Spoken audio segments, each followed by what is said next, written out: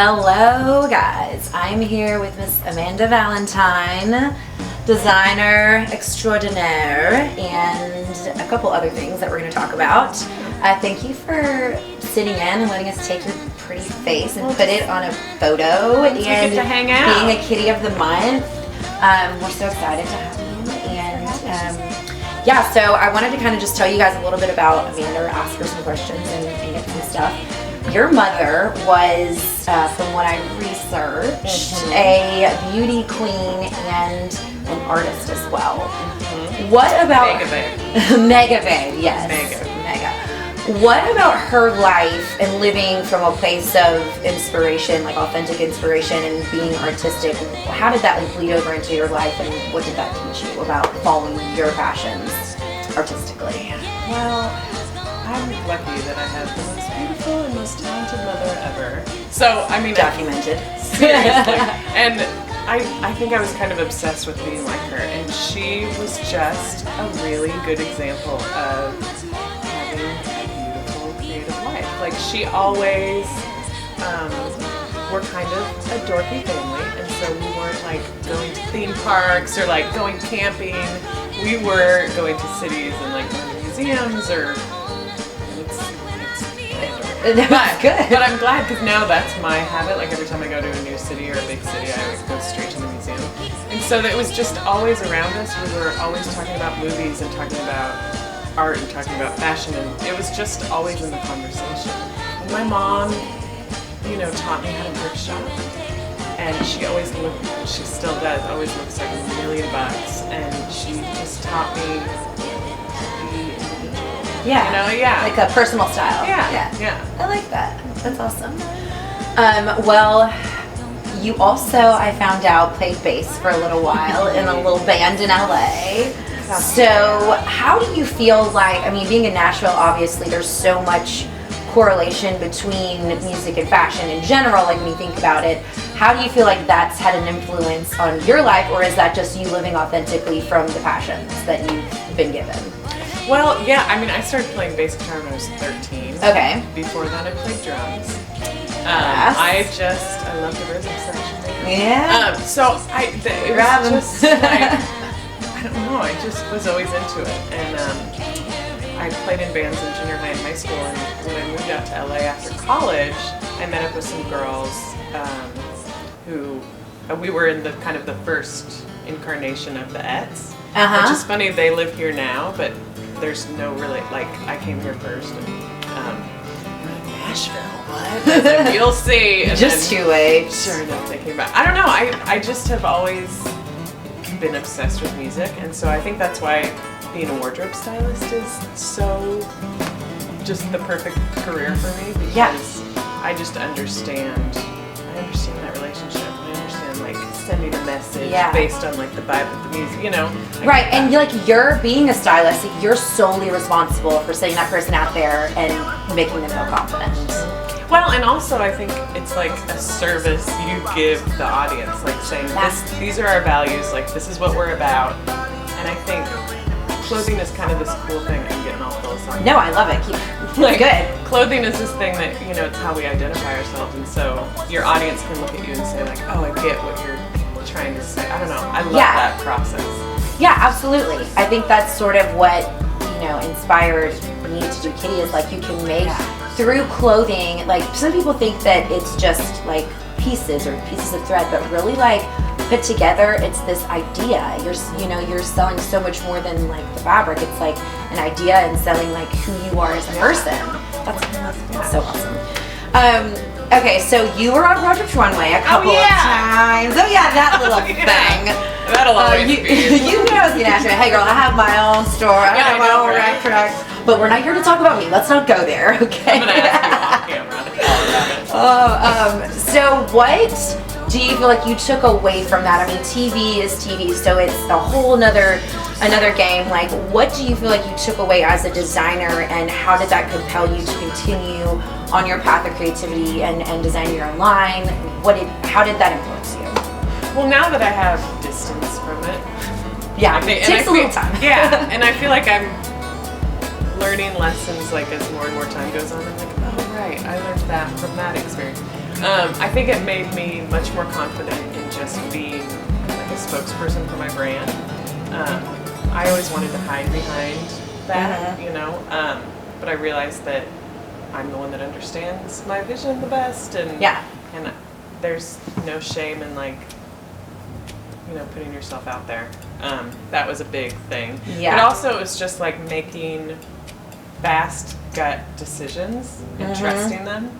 Okay. And usually those gut decisions that happen really, really quickly, they're more than, I mean, there's been scientific studies on it, like more than not, they're totally dead on. And so it's just trusting that intuition and knowing that, I don't know, it's that's not second guessing that. Really, really hard to learn unless you kind of see it in practice. Yeah, I'm really bad at that. Second guessing myself sometimes. I know. Artists are very, very like we're always in our own head. So that's a really amazing thing to take away. Like to learn to make those quick decisions and how they're usually right.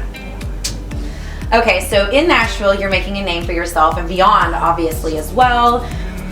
You are on the board of the Nashville Fashion Alliance, NFA, and everyone in Nashville knows your name, knows who you are. You're, you know, a staple name in Nashville in the fashion industry and beyond, and it's true. How do you feel like the Nashville community in fashion is growing and NFA is changing that? And just tell me a little bit about like what the vision is. Yeah, I mean, I moved to Nashville 10 years ago, not because there was a fashion industry, because there wasn't, and there still really isn't. But I just saw it as a place where I could like have a comfortable lifestyle and have a comfortable life and still do what I wanted to do. But what's really cool is that now there are enough of us creative people that we're organizing. You know, and we're banding together. And so it's all about like shared resources and education and just advocating for independent brands that we need to kind of operate within a bigger system to get things done. Or we're just gonna all kind of like sink on our own. So, so it's really exciting. We're still in the beginning stages, but I'm glad I'm on the board and I'm like right in the middle of it. I personally love that the Nashville fashion community is like banding together and coming together, and I feel like that's such an important part of what Nashville really is about in a lot of different industries. And like, you know, people are really open to collaboration and open to helping each other creatively and trying to find a win-win for everyone involved. Yeah, I feel like other cities aren't like that. Yeah, not really. Like Everybody's sort of like, screw you, you're my competition. Yeah, and Nashville's like, well, let's share this person, or let me give you the number of this person. I hope that doesn't go away. Me too. Because that's like... Me too. That's goodness. That's, you know, I agree, and I think that especially with the change in like social media, being so involved in fashion, like it only helps. Like, I mean, with bloggers and like it's this new idea that okay, we can all benefit from something, and we're all working towards the common goal of like, you know, obviously sharing our creative expressions with other people and empowering them. So that's exciting. Okay, speaking of Nashville, what do you think Nashville's typical style is? Like if you you had to like name somebody just like walking on the street in Nashville, obviously different neighborhoods have different vibes, but like what would your Nashville look be? Well, so I live in East Nashville, which whenever I tell people that, they're like, yeah, duh. Because I am a young creative and that's where we live. That's where we stay. That's what we do. And so I definitely think there's, I mean, I've always been around creative people who it's like part thrift, part label, super individual. I think that's what I see. My favorite thing about Nashville though is that anything goes. So like my favorite dive bar. What is your favorite dive bar? I live in Nashville. Do you know? Okay, yeah. That's my. I know a lot of people that live in Nashville. We live there. They all know us by name. It's a thing. And the cool thing is, if I am going to some kind of fancy event and want to go there after, I feel okay. But if I'm like kind of in my sweats and just want to like go get a couple beers and look a little schleppy, it's okay. Yeah, And like, I feel like that's Nashville. Like, It really is. anything goes. I'm obsessed with it. Yeah, It just me doesn't too. matter. Yeah. Me too. People really, especially with there being so much art, so much creativity here, I feel like people are like, oh, that's just a creative. Yeah. You know, and people are okay with that because everyone is a creative, you know, and Totally so true. it really is like anything goes. Yeah. In your wardrobe, what is your? I'm just gonna fire off a couple things really quickly. What is your staple piece? Vintage sweatshirts. Okay, favorite vintage place. Well, you can say more than one. I mean, I'm kind of old school. I like to hunt, so Yeah. I'm like, I love flea markets and the classic Goodwill. My studio neighbors have a really killer. Now I can't remember the name of their vintage, but I feel like there's a bunch of like small. Yeah, we're gonna insert. Insert that here. They have She meant to killer say. stuff. Yeah, Okay. she meant to say. Why can't I think of their name? Anyway. Okay, awesome. Yeah. Staple. What's your favorite splurge item? Like, if you were to go and spend like some dollars on something, what would your splurge item be? Like shoes, bag. Okay, I'm horrible about bags. Somebody needs to teach me how to like shop for a real handbag. No, you'll be wasting a bunch of money. It's ridiculous. I'd probably say like leather. Like Yeah, I feel like that's where you like leather jackets. Like I feel like that's where you splurge. Yeah, And I know, jeans. they last. Yeah, good Sometimes jeans. I like a good pair of jeans. Good jeans and good jeans. Right? Okay, favorite. I already asked your favorite bar. Favorite wine. Favorite wine? Yeah. White wine. Yeah, I same. love Chardonnay, like an old white woman. Hey. If Go you give for me a it. Chardonnay white wine spritzer, I'm good. Okay. Shredding white wine spritzer.